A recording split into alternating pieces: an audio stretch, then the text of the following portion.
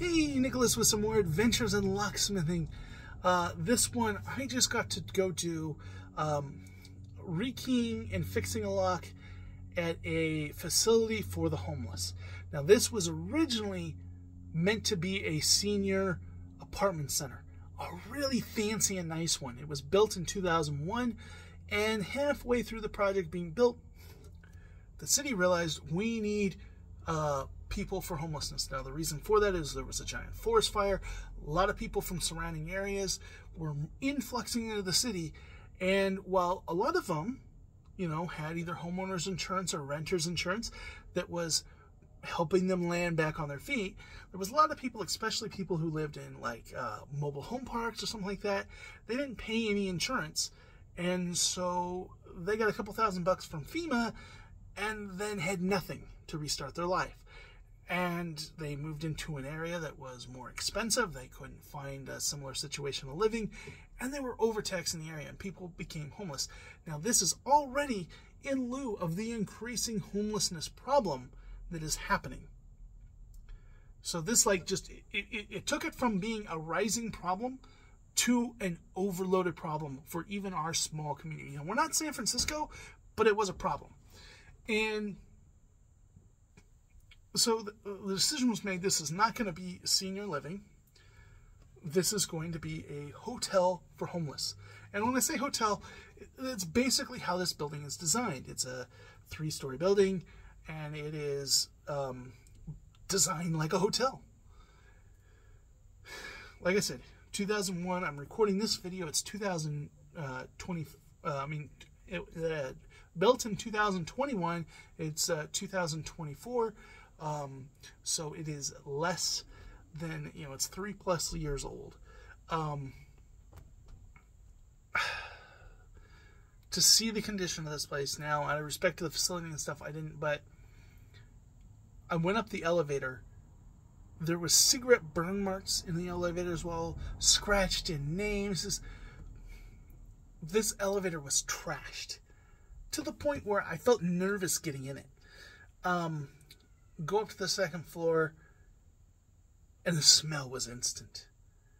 And you could see urine stains on the wall, both from people height and from dog height. I watched a guy walk his pit bull and let it go from door to door, lifting its leg on doorposts while I was there. I saw a crew coming in, were scrubbing things down. They're actively cleaning, and it still looks this bad and smells this bad.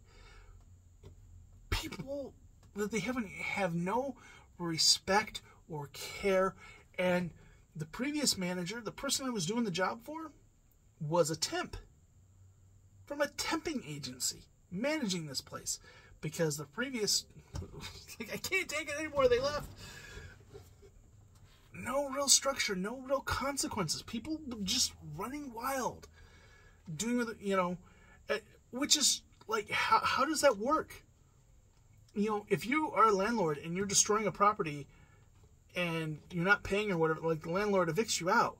Especially if you're in an apartment center like this, you know, if you're causing damage in a place where it bothers the neighbors, you're kicked out.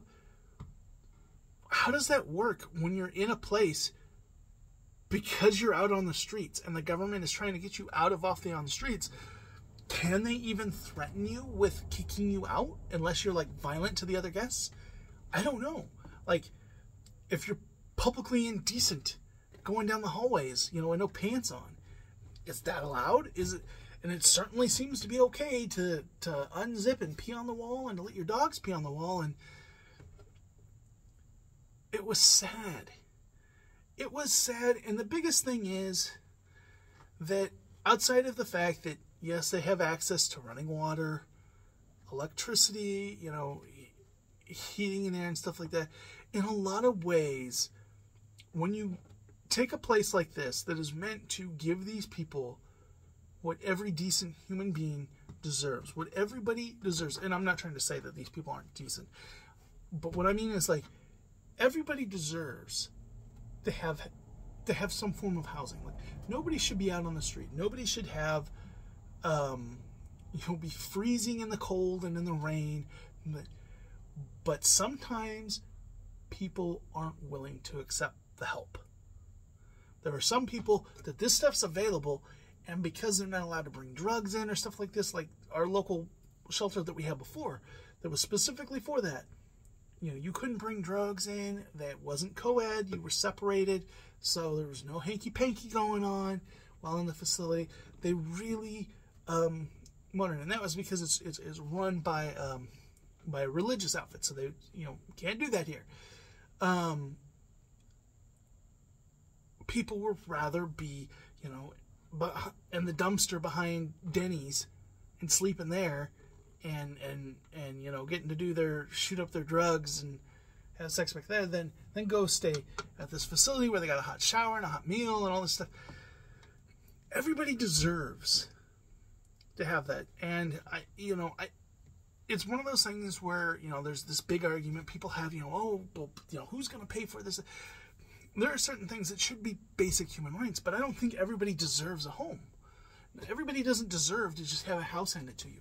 And that is not more evident than when you see situations like this, where these people are given a place to live and they treat it horribly. And I go into these houses, you see these homes, these rental, like, not everyone deserves to just have, to get rental, to be able to rent just anywhere.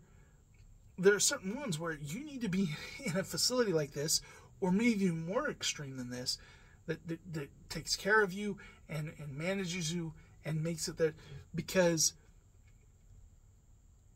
the government can't just give everybody a house. It shows right here that doesn't work, because these people turn these houses into a place that's unclean, that is dirty, that if left on their own, if they didn't have a crew coming by to clean them, they would get sick in, it would become rat infested, it would just be nasty. And that's what's sad. That is what's sad, and that is, you know, I deal with so much in my line of work. Businesses having problems with vandalisms by homeless people, putting in security gates and putting like the pin keypad things on them and stuff like that, because they're trying to make it so that only their customers can go in, so their customers will feel safe because of the homeless issue. These things are real. This is an issue. And even out where I live in the country, like, I don't live in Sacramento, I'm in Northern California. The main, like, center of my business, Yuba City, is above there, but I cover all of, like, Yuba, Sutter, Colusa, Butte County. This whole area is full of it.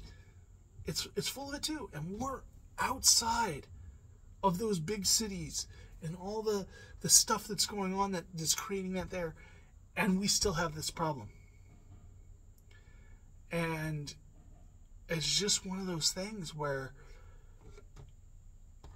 it just goes to show that this issue is not an issue of housing. It is an issue of mental health. Because no one good in mental health would want to live that way. No one would. But these people choose to live that way. Even when they're given the better, they convert it back in to that way of living. And it's just sad. It's just sad. And anytime I'm called out to do a job like this, it just...